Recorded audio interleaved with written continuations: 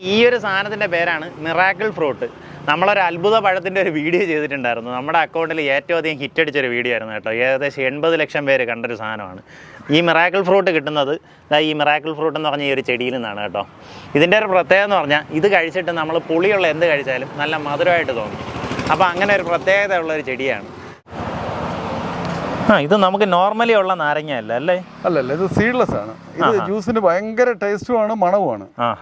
ഇത് നമുക്ക് ടേസ്റ്റ് ചെയ്യുമ്പോൾ നമ്മുടെ സാധാ പുളിയല്ല. വിദേശത്ത് ഏറ്റവും കൂടുതൽ ലൈം ജ്യൂസിന് ഉപയോഗിക്കുന്ന നാരങ്ങ ഇതാണ്. സീസണില്ലാതെ എപ്പോഴും കഴിക്കും. നമുക്ക് സാധാ നാരങ്ങ കാർബൈഡ് വെച്ച് പഴിപ്പിച്ച് സീസണിൽ കിട്ടുമ്പോൾ ഇത് സീസണില്ലാതെ ആൾ സീസണാണ്. എല്ലാ സമയത്തും ധാരാളം അതുപോലെ തന്നെയാണ്. നല്ല പുളിയാണ്, നല്ല പുളിയുള്ള പുളിക്കൊന്നും ഒരു കുറവില്ല, നല്ല പുളി. എന്തായാലും നമ്മുടെ കയ്യിൽ അത്ഭുത പഴമുണ്ട്, അതുകൊണ്ട് പ്രശ്നമില്ല. അതൊന്ന് വായിൽ അലിയിച്ചിട്ട് 1 മിനിറ്റ് കഴിഞ്ഞിട്ട് അതൊന്ന് കഴിച്ചു നോക്കണം. തേന് പോലെ നല്ല മധുരമായിരിക്കും.